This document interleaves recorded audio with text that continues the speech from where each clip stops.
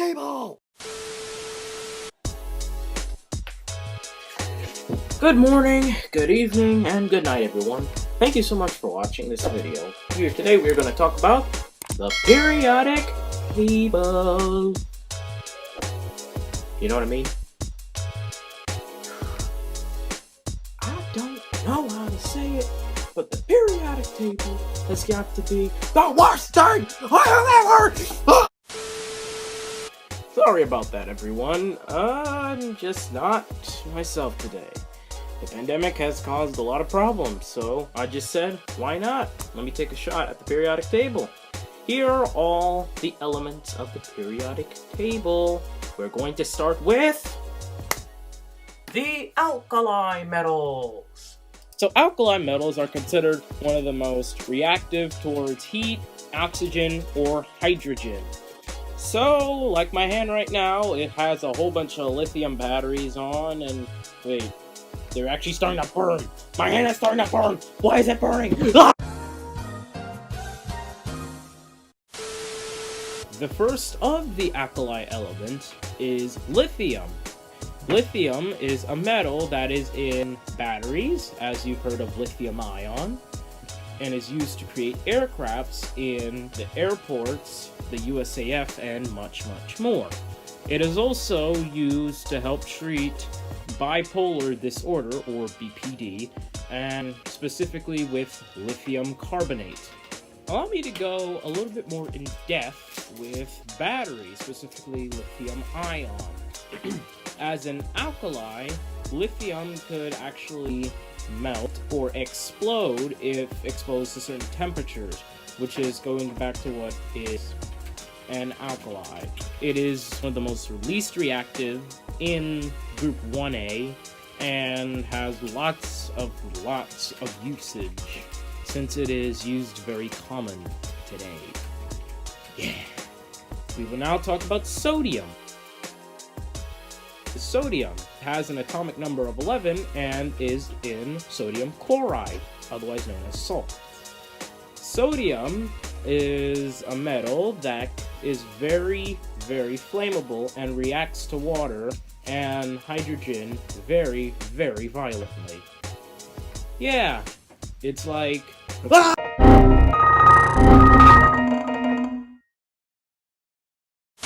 The third element in group 1A is potassium. It has an atomic number of 19 and serves as an electrolyte in the body. Without it, your body will be like... Ugh.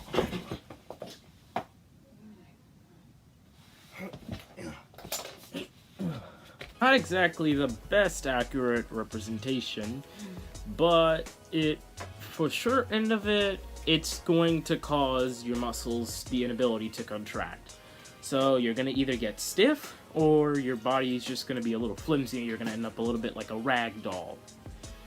Really, both ways you put it, it's kind of bad, and I'm not trying to offend anyone.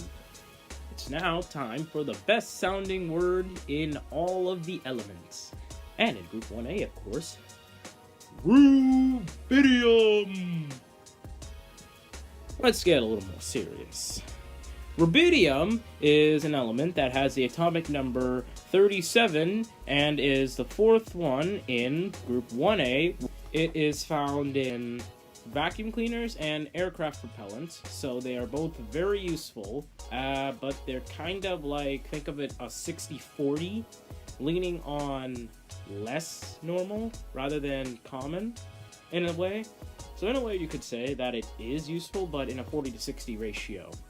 Speaking of which, that reminds me, I have to go increase the thrust of my model rocket. Give me a minute while I go get my Cesium tablets. See you later.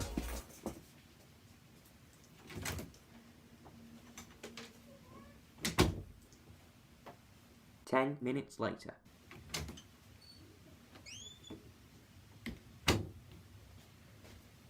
Whew. That was a very nice model rocket thing. Now, on to the next element, which is Cesium.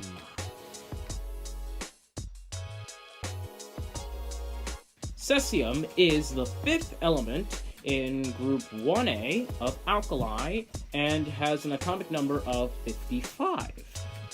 It reacts very, very bad with oxygen, and not to mention that whenever it reaches with hydrogen and oxygen, water, it becomes attacked, which I am not on the hydrogen side, I am on the side of the cesium.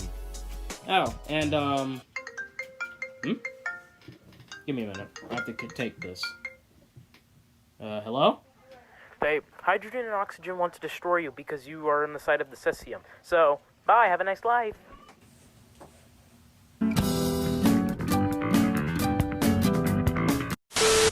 The one that is last, but certainly not least in grade 1A, is francium, or francium. Francium has an atomic number of 87, and, after all, is the last one in group 1A. It is the most reactive since it is used in radioactive chemicals, such as nukes. And they're not chemicals, it is a big ton missile. You don't want to talk about it, because people are experimenting with it as we speak. It is very, very unstable when it comes towards oxygen or hydrogen, because, as for example, if a nuke happens, and you drop a bomb, more specifically atomic bomb, it will collide and destroy a big thing within a big ton radius. Lots of acres burned. Definitely, we are terribly sorry for that. And, what's going on? Oh, no. There's a nuke going on. Bye, camera! We now talk about alkaline, not alkali. It's much different because we tell the truth here. We don't lie here. We are now talking about alkaline. Remember that now. Putting this in your head. But in the earth metal section. So, let's get right to it then.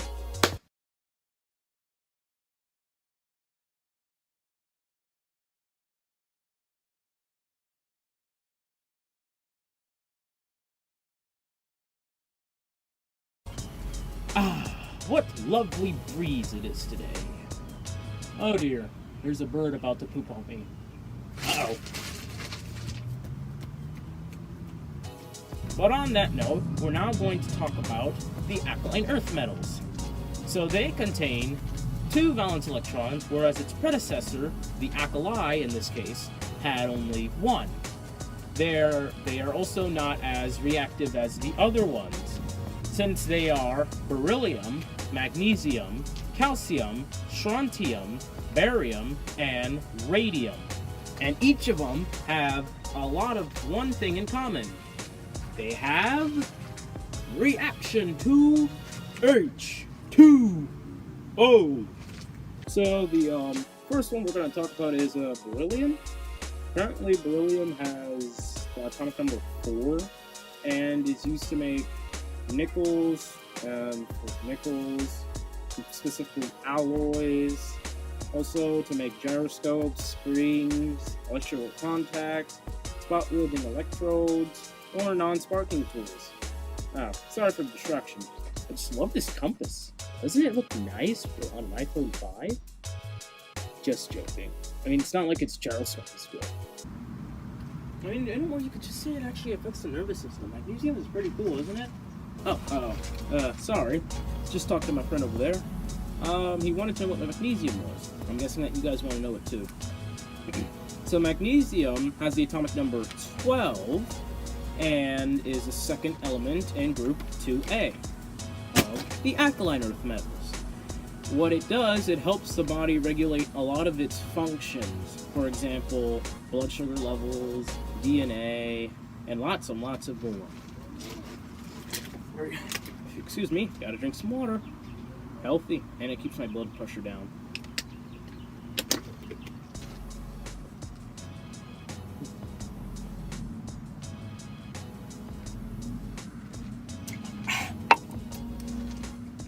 Let's talk about calcium now.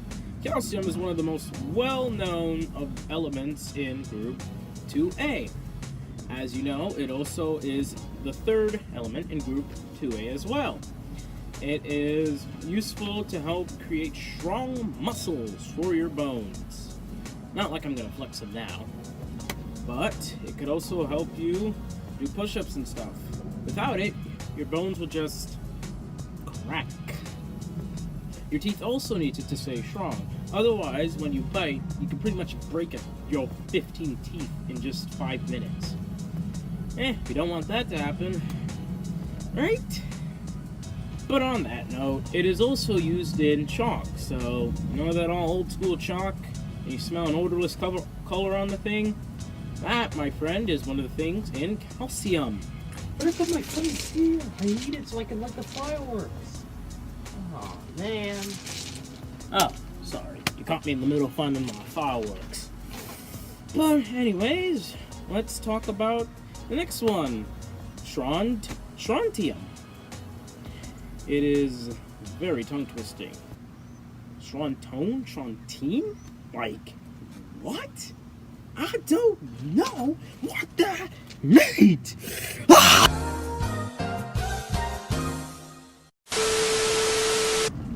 Forgive me for coming off a bit rude, but what strontium really does is that it helps fireworks get lit.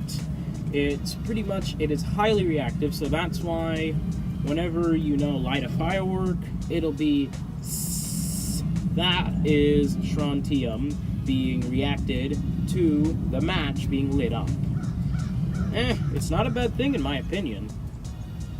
You remember what I said about calcium? Yeah, strontium does the same thing as well. It also increases bone strength, but it also decreases the amount of bone breakdown in animals, actually. And it actually increases the quote-unquote youth of the bone. It actually helps you a lot. It's pretty good, and if you have something with strontium and calcium, you'll be as healthy as a horse. Where is barium? I can't seem to find it, man. It's a wonder where it is. And it's not over here either. But anyways, let's go back inside and take a look.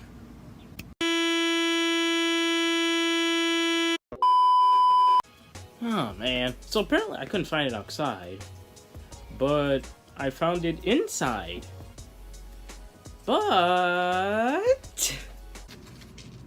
it's on the outside as well. Barium has the atomic number 56, and is a very soft and silvery metal. It's very nice metal. But anyways, it imparts a green color to fireworks, because it's like I can't take all of this together and it's like boom. So think of it as pretty much, if you remember it that way, it's pretty good. And it is also one of the things in barium sulfate, which it actually is like a coating for your esophagus, which is right here where you actually swallow your food, the stomach where your food is actually getting processed, and your intestines where you pretty much, we don't talk about that here. Last but certainly not least, because it's the best and dangerous, is radium. Radium has the atomic number 88, and it is very, very radioactive, which is why it has extremely few usage. So what it does mainly is actually treat prostate cancer that actually spreads to the bones specifically. It is also used in watches. And actually, you know that glow-in-the-dark stuff on your watch? That is radium having a reaction towards the nitrogen in the air. Which means that if you put it up to that light, right up there... Uh-oh, it's about to fall. Never mind that, but it will glow. It is one of my favorite elements, and it is very useful. mostly for watches and stuff. But like I said, it has a few usage because it's actually radioactive. So if you manage to do something wrong, it'll be like, allow me to introduce the next group into our family of periodic table because it is not complete. The boron family. The boron family is actually one of my favorite ones as it is pertaining to a lot of the well-known elements that is used in our everyday lives, such as aluminum, gallium, indium, thallium, and maybe the uncharacterized nihonium. Oh, and boron, obviously. So we're going to talk about the first one within 3A, which is boron. It has the symbol B, and it contains the atomic number 5. It contributes about 0.001% of the weight of the Earth's crust. It is very, very light for a type of material as this. Boron is actually one of the most helpful elements because it is actually a mineral found in food and within the environment. People take supplements for it, such as... Unfortunately, we do not talk about that here. We're now going to talk about one of the most well-known and third most abundant metals in the Earth's crust. Now, as we talk about it... Aluminum. As you can see, I have a whole array of older iPad and iPhone and iPod, and one can. All of these contain aluminum. Aluminum has the atomic number 13, and it's used to strengthen things. And it's a metal, and it's a very thick one sometimes too, as it also could protect the actual phone itself. And as it wears over time, it actually becomes a little more stronger as it is. So as older devices really don't break. For example, iPod 3rd generation. Doesn't break, always falls fine. iPhone 5S. Doesn't break, always is good. iPad mini 1. Perfectly fine. And we already know this bad boy. Aluminum. Cans like this fall under pressure, but they still are okay.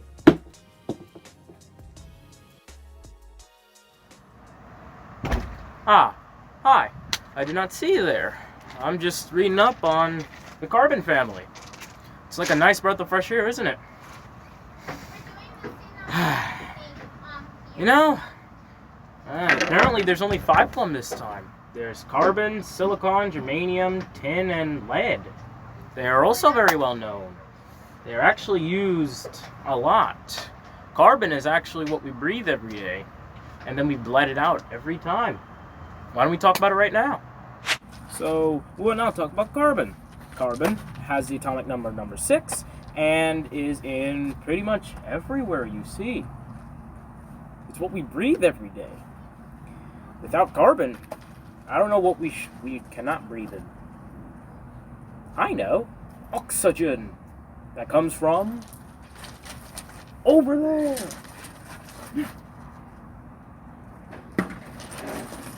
Well then, that goes bye-bye.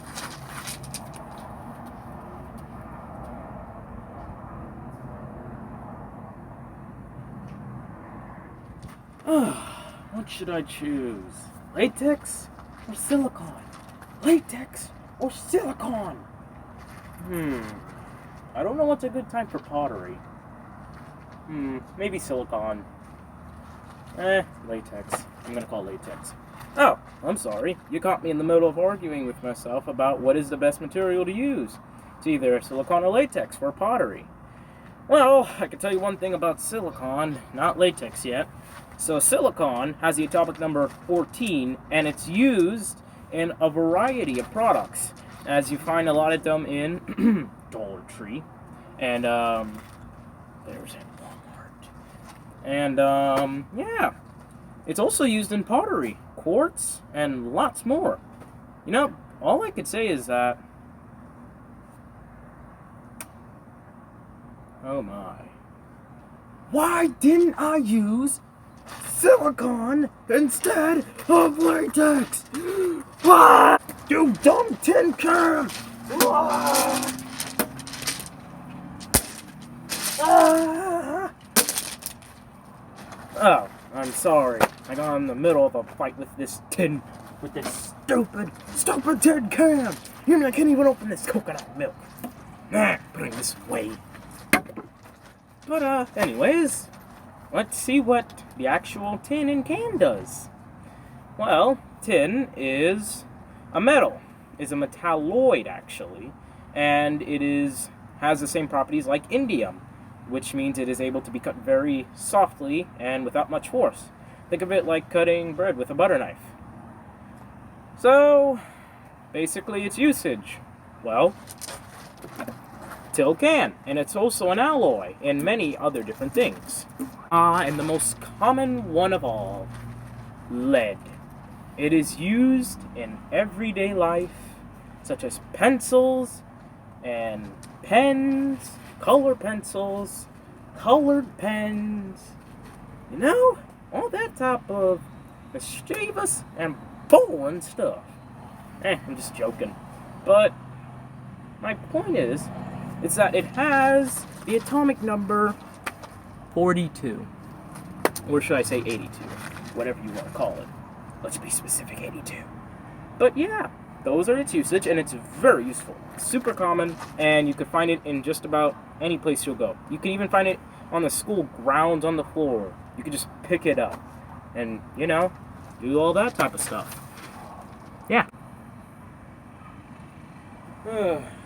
Gotta get to my car.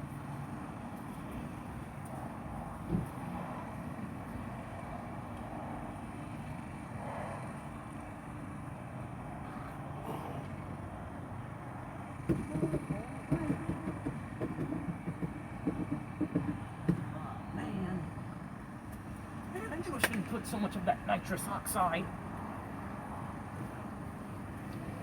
Oh, hi. Hey again. See that you caught me up middle of me starting my car, trying with nitrous oxide. Speaking of which, it reminds me of the nitrogen family. It's so well known. Nitrogen, phosphorus, arsenic, autonomy, and bismuth. What do you know? I mean, each of them are used in just about everyday life. Some of them are actually even used in fertilizer. But we'll get to that later. Let's start again, shall we? We'll start with the first one. Nitrogen. It is a very reactive chemical. It is a non-metal, and it is used in cars, such as I said before, nitrous oxide. It is also known as nitro, which has, as the name implies, nitrogen. And nitrogen is, well, like I said. And nitro is something that I'll talk for another time. I'm not going to play you like that. Nitrous oxide is a chemical that in which kind of boosts the cars. Think of it as like some sort of an enhancing drug that is illegal. So if I throw this rock to the pond, think of it as like it's nitrous oxide.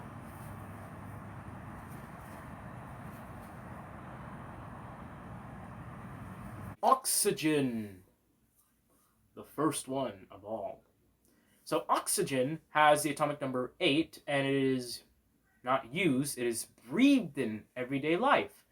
And it can also be filtered out by, as you know, those vacuum seals.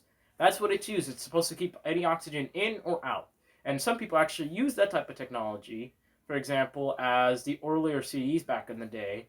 If you got it exposed to oxygen, you actually have a certain amount of time before it becomes unreadable, and then you can't use it anymore. Well, I'm actually kind of impressed of how people used that back then, but nowadays it's not because we have digital things. I mean, right? Someday I wish to get sponsored by one of those companies that make the CDs. Maybe then go do some projects or whatever and use them wisely to my advantage. Call me. Oh, hey. I was just talking to my mother about thyroid cancer. And speaking of which, let's talk about the next one which is selenium. Selenium is a chemical compound, or as I say, has similar properties, so it's very flammable and reacts to anything. It is inside the body itself, specifically where thyroid is, and it actually helps the body from getting damaged altogether, as you know, the immune system. Without that, we're actually kind of stuck because that's one of our key things with metabolism. You know the part? So without it, you're dead. Bye now. One of the most flammable ones of all, and extremely reactive to any type of hydrogen or anything that is flammable, of course. Sulfur. Sulfur has many usage, mostly for creating explosives, such as TNT. I do not know how to say the full thing, but as you can see it right there, you'll probably see it. But anyways, so that's basically what it is, and what else do you want to know? The atomic number? Well, sure. Has the atomic number 16, after all. And it's a yellow powdery substance, so it's non-metallic, and yeah, it's flammable. It's also used to create fires, and a lot of arsonists use it. I'm sorry to take a dark turn, but yeah.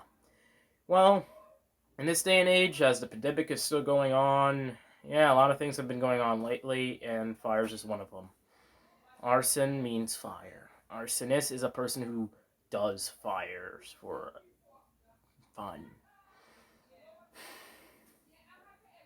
But anyways, let's go back to the next one. What a nice time out at the pool. Oh, hey, I just came from the pool. Pretty cool, right? Yeah, it was nice. Kinda got my phone a little wet, but it's fine. But we're talking about... So apparently, my mother told me there was chlorine in the water. I didn't know that. I just knew it now. But, let's talk about it anyways. So chlorine has the atomic number 17, and it is used to actually clean out certain things out of stuff, such as a pool or water, which is why you really can't drink chlorine, because after all, it's a cleaning agent. So it's kind of like alcohol. If you drink it, you could actually get a little bad indigestion, or you could have to get your stomach pumped. Depends on how your body handles it, but just be careful next time, alright? To all you people who did it before, learn your lesson. Now, we'll talk about iodine. It is actually a cleaning agent, but it's for the body, specifically the thyroid. The thyroid is actually using it so it can actually work properly for its glands. So, you know iodized salt? You could actually use that because it's actually healthier than regular salt. It might be more or less expensive depending on where you get it from, but I like Walmart, you know? I recommend it. Check it out. Why not? Maybe.